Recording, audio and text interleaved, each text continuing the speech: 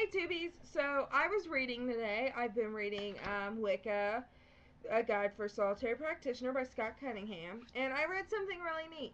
Like I always never understood why brooms were involved in Wicca, why they were such a big aspect related with a witch. So I was reading, and here he's explaining all the tools, and I thought this was really neat. Um, and I'm going to read it to you. I'm going to read it directly out of the book. It is nowhere in near my words.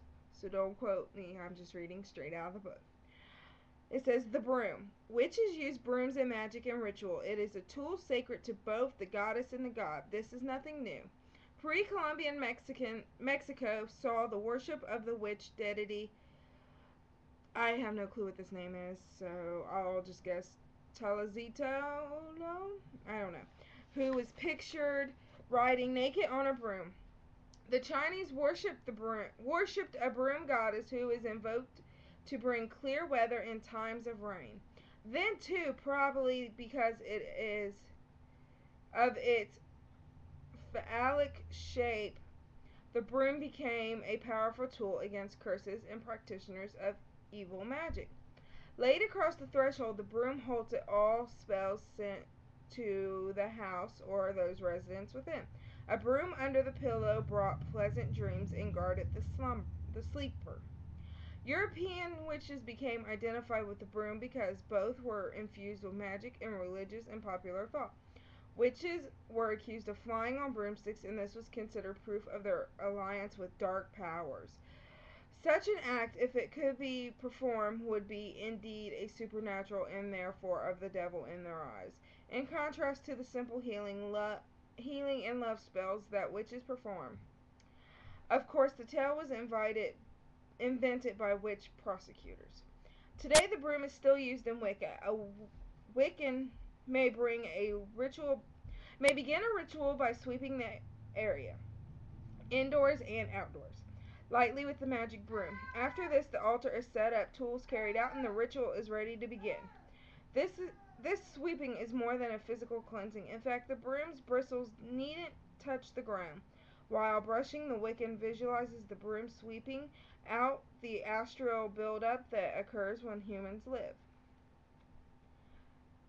This purifies the area to allow smoother ritual workings. Since it's a purifier, the broom is linked with the element of water. Thus, it also uses in all types of water spells, including those of love and psychic workings.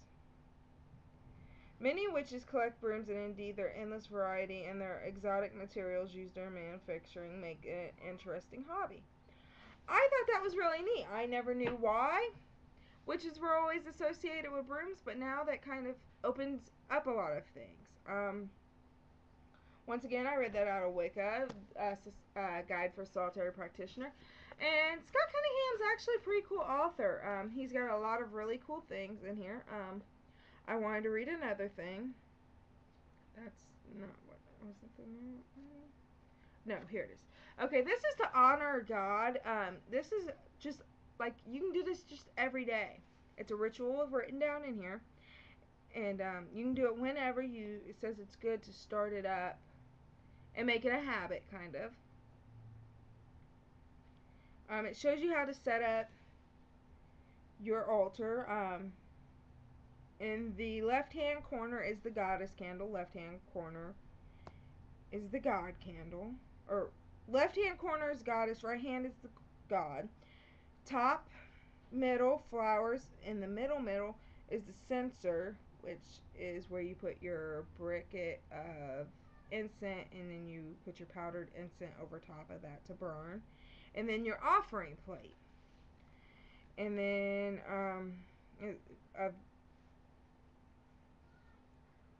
you can also add a vase of flowers, which is really cool, and use any personal power objects like crystals, fossils, dried herbs. And to begin the ritual, you light the candles and the incense with the offering in your hand. Place the offering in the bowl and the plate, and then you say, Lady of the moon, of the restless sea and verdant earth, Lord of the sun and the wild creatures, accept this offering I place here in your honor. Grant me the wisdom to see your presence in all nature, O great ones. And then you just kind of sit there and you think about your god or your goddesses, and your growing relationship to them. You feel them around you, watching over you. And then you put out the flames with your snuffer, knife blade, or even your fingers if you can bear to do that, because I can't. Um, Blowing them out is an affront to the element of fire, so you don't blow them out. That's bad. And then you allow the incense to burn itself out, and you continue with your day or night. And that is actually a pretty good thing to start up. I'm actually going to set up my altar here in the next few days, and that's what I'm going to do. I'm going to start doing that. I feel kind of out of whack with the whole praying or honoring the gods and goddesses. I have not done a ritual since